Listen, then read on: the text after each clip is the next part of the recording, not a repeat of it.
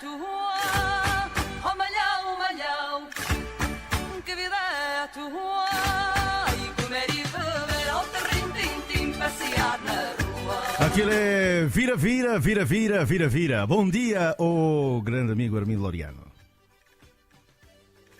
Bom dia, João Pinto, e bom dia aos ouvintes da 91.7 MFM, para aqui mais uma edição, a penúltima deste mês mais curto do ano, do Mundo em Duas Sintonias, diretamente aqui de Lisboa, Vivências Press News e MFM, João Pinto, na zona do Nova Vida, realmente, e o regresso depois das férias, parece que acumulou muita energia, estou a sentir hoje, penso que não sou eu, mas os ouvintes também, estamos a sentir assim João Pinto com muita energia, muito calor, isto é muito bom, sinal. É verdade, tu quando dizes que aí está frio e precisas do calor de Angola, nós temos que mandar aqui para esses nossos meios, não é? Vamos lá? Vamos lá, sim, Vamos falar senhora. das teias e as aranhas que E tudo isso, né? De todas essas situações que vão cozendo. Ok, e esse mapa então, teia. e esse mapa, essa teia, esta, como é que está a ser desenhado e por quem?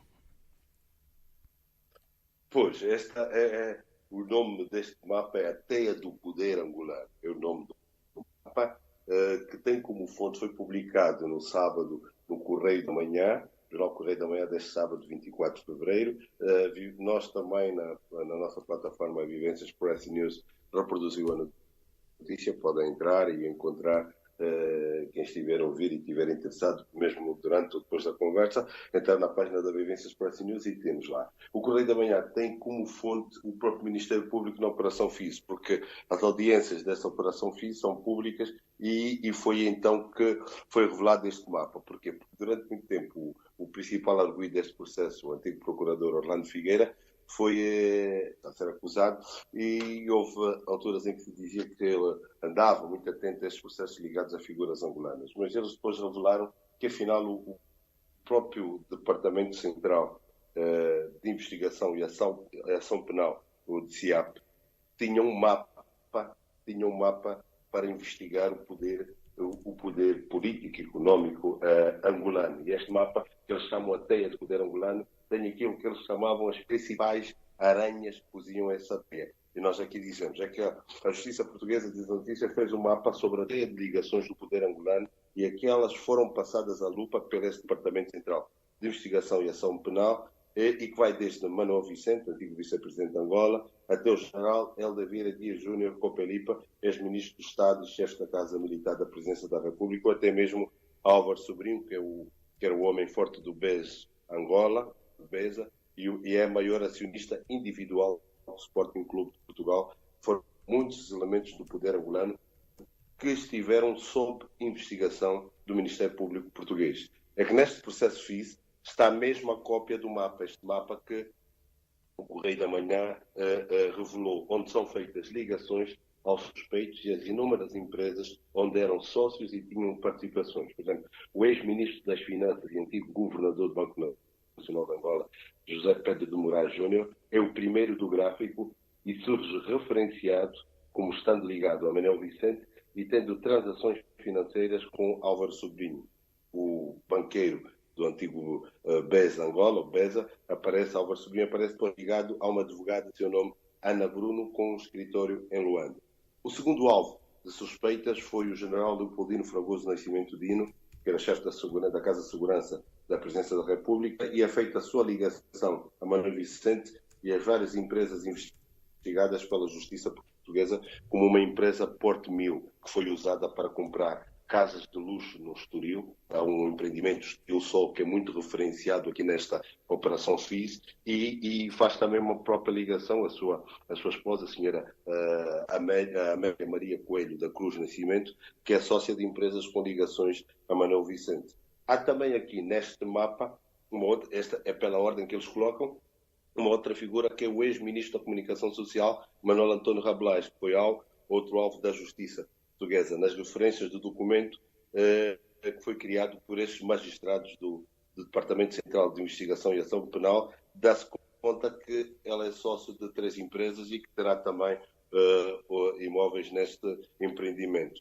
E neste mapa, com o nome sugestivo de teia do poder angolano, as aranhas que vão surgindo, outra tem o general Helder Vieira Dias Júnior Copalipa, como já disse, é uma das figuras de maior destaque. Ela aparece ligado a Manuel Vicente e a várias empresas conexas aos interesses do general Leopoldino Fragoso do Nascimento Dino. Manuel Vicente, com o Ministério Público, como já falamos aqui várias vezes, diz que corrompeu o procurador Orlando Figueira para que arquivasse 2 processos de crimes onde estava a ser investigado, surge depois ligado a Sonangol, designadamente a Francisco Lemos. Francisco Lemos que acabou substituindo Manuel Vicente quando este vai para vice-presidente do país e Francisco Lemos acaba por o substituir como presidente do Conselho de Administração da Sonangol. Depois dele já passou Isabel dos Santos e agora está lá o Saturnino, né? Valdo Saturnino, queria ser isso. Agora, a ponte com este antigo magistrado, Orlando Figueira, que agora está a ser julgada, é feita precisamente através da Sonangol, diz aqui esse mapa, que por sua vez aparece como acionista de uma empresa Primagest, também ela com participações no Banco Privado Atlântico de Carlos Silva, o banqueiro luso-angolano, que também está envolvido nesse processo. Está a ser indiciado, está a ser chamado para testemunhar presencialmente.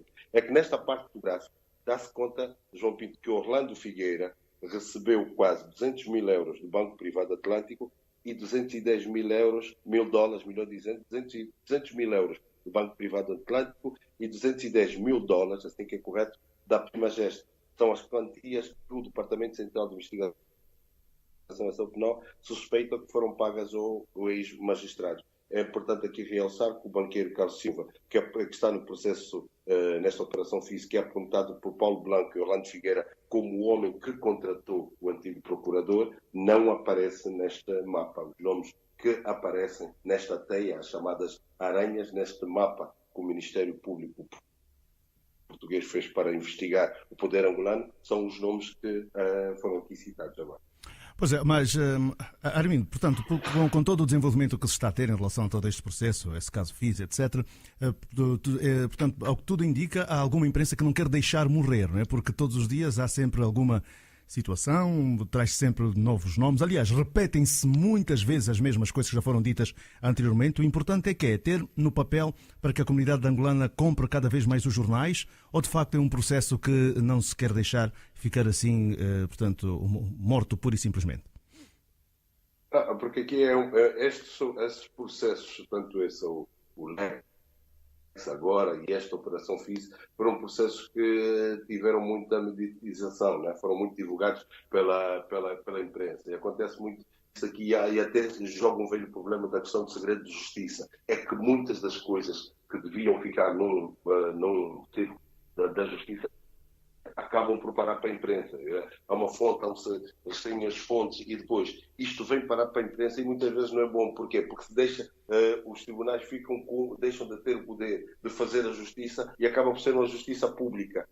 Porque isso acaba por ser do conhecimento e depois às televisões, os comentadores, aos jornalistas, e que muitas vezes aqui a imprensa divide-se muito. Né? Há uma imprensa que olha para Angola com uma visão ainda neocolonial, com uma ideia de que todos aí são corruptos, isso não vale nada, não sei o quê. Há outra que tem outro tipo de visão que vai exercendo mesmo este papel. E daí esses impactos. Agora, há também aqui o elemento que eles têm, que é o dever de informação. Né? Essas cerimónias, essas audiências, melhor dizendo, assim correto, deste processo são públicas. As pessoas vão para lá, eles divulgam essa situação e falam tudo. O que há também aqui, uma coisa é que é paradoxal, parece um país que foi uma antiga colónia, né? E que depois tem uma guerra, expulsa esse colonizador. E as pessoas, depois de ganharem dinheiro, vêm pôr o dinheiro aqui. É que entra muito dinheiro angolano aqui.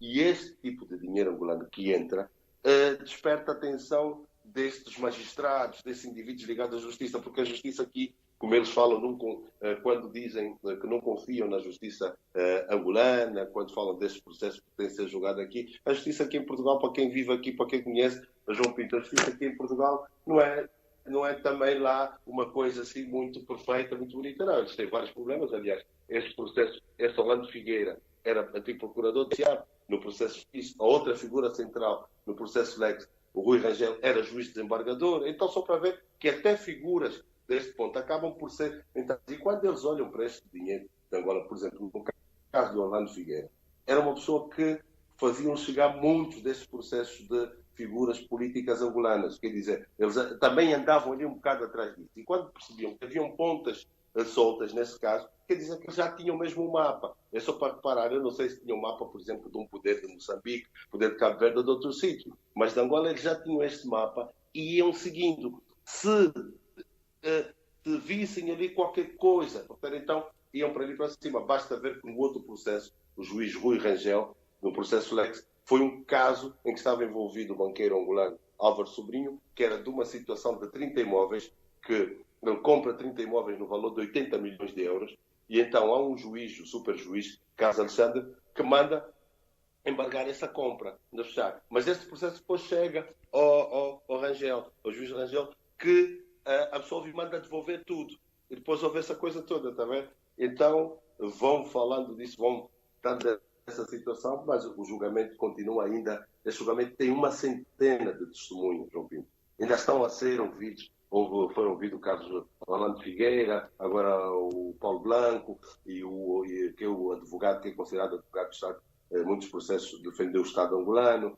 Falta também o outro, Armindo Pires, que é o empresário que dizem que é testa de ferro do nosso ex-vice-presidente. Então vão ser arroladas várias figuras aqui para várias testemunhas, uma centena, para falar deste processo. Esse é um processo que não acredito que ao longo ainda deste ano ainda vamos ter essa situação, porque é como falávamos aqui, há uma imprensa que vai falando, mas o erro é que acaba por fazer julgamentos. Quem deve julgar é a justiça, mas esses casos, está-se a discutir muito disso, como é que não há um segredo de justiça, como é que esses casos chegam à imprensa, essas informações todas, e depois criam situações não muito boas. É verdade, é verdade. Portanto, isso aqui também deveria-se fazer alguma investigação a ver quantos políticos portugueses não têm cá empreendimentos. Se calhar até seria uma boa forma de se fazer também um pouco desse alarido todo que se faz em relação aos angolanos. Os angolanos que têm a sua... Porque, claro, cada um é livre de pôr o dinheiro onde quer. Pois. Uhum. Há muitos interesses dos dois lados, João Pinto. E isto até mesmo aqui, estes processos todos, principalmente esta operação FIS, dividiu mesmo a própria sociedade portuguesa, os próprios políticos, porque aqui, e reparamos como é que algumas figuras políticas acabaram por depois da entrevista até a órgãos da imprensa angolana, a vir defender e olhar para esse sentido, a mostrar a sua posição. Porque há setores que são muito radicais quanto a Angola, por exemplo, tem muitos problemas. Aqui em Portugal, nós temos falado várias vezes, tem muito investimento chinês, entre investimento árabe. E não há problema, os chineses estão aqui, estão a comprar quase tudo, estão a investir em quase tudo. Mas quando é dinheiro de Angola, já é um problema. Quando é o dinheiro de Angola, já é direitos humanos, corrupção e não sei o quê. Eu me pergunto se na China não há corrupção, não há violação de direitos humanos, mas é um problema, é uma visão ainda, certos preconceitos, certos estigmas, uma visão neocolonial que passa por muitos políticos, passa também por uma determinada imprensa que olha para Angola neste tipo de perspectiva. Agora, vê o envolvimento que tem, por exemplo, uma figura de Estado, que é a mais alta figura de Estado, tem sentido de Estado, que é Marcelo Rebelo de Sousa, ele percebe que o Estado tem que ter, em primeiro lugar, os interesses dos seus cidadãos, os interesses entre os dois países, está acima de tudo, porque ele sabe que há quase 6 mil empresas portuguesas que fazem negócio com Angola, já foram 10 mil, há quase 200 mil portugueses que estão em Angola, há muito interesse em jogo, e além desses canais, aquilo que passa na imprensa, eles têm canais políticos e diplomáticos que vão fazendo. Essa jogada que ele fez, e muito bem, quando a Ministra da Cultura esteve aqui na inauguração daquela exposição da UCLA, 57 expositores angolanos estiveram, ele esteve lá presente numa quarta-feira, sexta-feira, 2 dias depois, convidou-os a estarem no Palácio de Belém. Isto é uma jogada. Não teve muita repercussão aqui a nível da imprensa. Não é interessante. É interessante, porquê? Porque eles falaram mais da ida de Marcelo à UCLA, aquela inauguração, e foram lá para colocar perguntas sobre, muitas vezes também para picar a relação entre Angola e Portugal, depois tocavam nesse processo FIS, do que normalmente olhar para o impacto que pela primeira vez foi o maior número de artistas angolanos que estiveram presentes, mais de 50 numa exposição. Que impacto é que aquilo tem? E não se deu isso. Mesmo aqui, houve um caso que eu já já te disse aqui, que nós tivemos um caso aqui em Portugal, que foi de uma jornalista que foi interrogada e perguntavam nesta operação FIS, que eles próprios chamaram de caso Manuel Vicente, quando Manuel Vicente nem chegou a ser arguído, nem foi notificado. Quer dizer, a figura central é o antigo procurador Orlando Figueira, mas a mídia que mediatizou tanto isso, que acabaram por dar o caso à Operação FIS, podiam dar, porque é que não deram o caso ao Orlando Figueira, que é a principal figura, não. Foram dar o nome de alguém que nem é arguído, nem foi notificado para esse tipo de situações. Então, quando estamos aqui, tenho procurado, mesmo contigo, neste trabalho de viagens, fazer este equilíbrio, porque muitas vezes as pessoas, nós temos às vezes também a olhar para aquilo. Quando recebemos uma notícia, aquilo que é mau para Angola, as pessoas pegam, partilham, mas às vezes é um bocado olhar para aí, sentido, porque nós defendemos também olhar para o país nesta visão, dizer que não é bem assim, mas porquê que há esta dificuldade? Porquê que há setores da imprensa portuguesa que sobre Angola só é notícia aquilo que é mau? Por exemplo. Pois é isso. Não noticia, não dá o destaque. Um dia temos que fazer um trabalho desses aí mesmo in situ, porque dá a entender que a maior parte que está a fazer esse tipo de agenda ou são angolanos, nascidos cá, e que se calhar têm esta questão de pensar que tudo foi perdido, ou então são netos ou filhos de angolanos, que depois foi-lhes passada uma informação distorcida sobre o país, e daí então tudo aquilo que seja para denegrir, muitas vezes seja de facto a sua agenda. Né? Seja essa agenda que eles têm. Olha, por exemplo, João Pinto, nós temos aqui uma notícia que está até no site da Vivências Press News, eu coloquei, que achei interessante, é que diz: Portugal está nos 5 países da Europa que pior trata os idosos. Mas esse tipo de notícia, por exemplo, em Angola, não tem grande repercussão, porque não chega e não se aborda, não se fazem debate.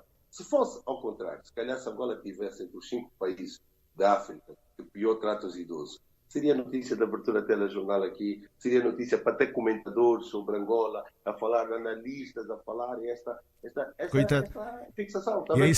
E aí seria o coitado do nosso Beiral. As diferenças, as abordagens que eu vejo. E muitas vezes o que me desagrada, há aqui uma opinião que eu tenho dito sempre, é o facto de em muitas televisões irem pessoas que muitas vezes falam de Angola, mas de uma Angola que conhecem do Google, do Facebook e de outras, falam muito distante da realidade. E não há, em muitas televisões aqui e rádios, o contraditório. Armindo. Só ouvem um lado. Armindo. O jornalismo tem de ouvir o outro lado, que é o contraditório. E outra situação, João Pinto, é o facto, por exemplo, de um país que já teve o seu primeiro processo de eleições democráticas em 92, depois foi interrompida, depois voltou a ter outros processos desde 2008, 2012 e agora o ano passado ainda a ser chamado como o regime de Luanda, como acontece aqui. Todos os dias nós somos obrigados a ver muitas televisões aqui quando falam de Angola e chamam do regime de Luanda. Nenhum jornalista em Angola trata Portugal como o regime de Lisboa. Não conheço. Se há, eu não conheço, mas pelo menos é assim.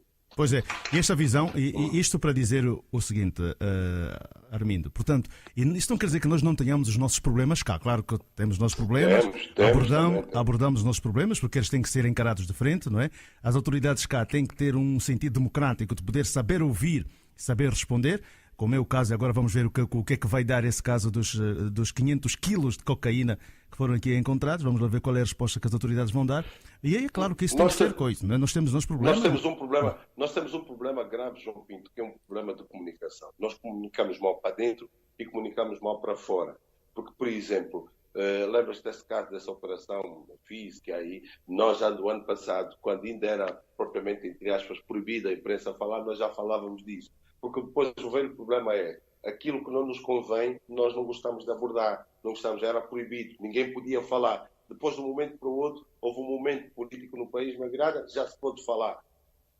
Então, ficam depois neste tipo de estrutura, porque depois negar aquilo que é óbvio, as pessoas não vão comunicar para a verdade, depois há muitas linhas de comunicação, os vasos depois não passam, porque para comunicar tem que esperar aquele, tem que esperar esse, não há uma estratégia de comunicação. E tem de haver uma estratégia de comunicação, para saber quem fala, principalmente aqui para fora, porque muitas vezes, a nível das nossas estruturas, tem que falar para fora, missões diplomáticas e outras, as pessoas ficam divididas. Se tem que dar uma comunicação, está-se a falar uma coisa sobre o país, vê, por exemplo, o caso de uma reportagem que está a passar no Brasil e que estão a dizer que são angolanos, que estão a ir para lá, quando todos nós sabemos que não são angolanos e nós já falamos aqui nisso. mas só que depois a pessoa fica ali, a pessoa que deve falar, se calhar que deve estar no Brasil para falar, depois tem que receber. Fica à espera da autorização da área de comunicação da presidência, ou do Ministério da Comunicação Social, ou da área de comunicação das relações exteriores, da própria chefia. Então, até estabelecer esse link, a informação já passou e a inverdade vai permanecendo. É isso. Pois bem, e porque temos que aproveitar aqui o nosso tempo, poderíamos aqui seguir por Angola na Bolsa de Turismo de Lisboa. Olha, aí está, não é? Aí está, ainda assim, portanto, o relacionamento cultural, turístico, pessoal, esse continua a fraternidade entre os povos, não é? Não há como desligar do tempo todo em que, portanto, houve esta simbiose, esta colaboração dos povos, apesar da colonização, mas Angola e Portugal hão de estar sempre ligados, não é? Esta bolsa. Vai estar através do Instituto do Fomento do Turismo, Instituto do Fomento do Turismo. Esta Bolsa de Turismo de Lisboa acontece de 28 de fevereiro a 4 de março, na FIO, no Parque das Nações. Terá cerca de 1.300 expositores e alto espaço de iniciativa. Há 2 anos que Angola não participava. E este ano, como é a 30ª edição número 30, há 2 anos que Angola não participava por causa das questões económicas, mas o que se diz numa notícia, o próprio Jornal de Angola diz que o Orçamento Geral deste ano já tem cabimentado também verbas para a participação neste tipo de eventos. E Angola estará presente, esses países estarão no Pavilhão Mundo, que é um pavilhão pelo mundo, pavilhão número 3, que tem vários países. Há países até que se vão estrear, como a Bulgária, a Namíbia, a Rússia, Uruguai, Zimbábue e a Argentina. Vamos ter stand próprio, vamos estar lá a participar nesta grande amostra, que é uma forma também de dar a conhecer um país que tem um grande potencial turístico. E Portugal, como está a crescer muito com turismo, o ano passado teve mais de 23 milhões, recebeu mais de 23 milhões de turistas, então é todo nesse sentido. Tu queres muito ligado agora às startups, é que esta feira é mais moderna e mais digital e começa a pensar em setores mais dinâmicos da economia, essa bolsa de valores. E vão ter também cerca de várias startups. Só no ano de 2016 nasceram em Portugal 1.500 startups ligadas ao turismo e vão estar aí também a apresentar a nova tecnologia, a perceber isso. Há um centro de inovação do turismo que vai olhando também para isso. Vai ser uma participação interessante. Tudo faremos para lá estar presente e passar também para vocês essas informações.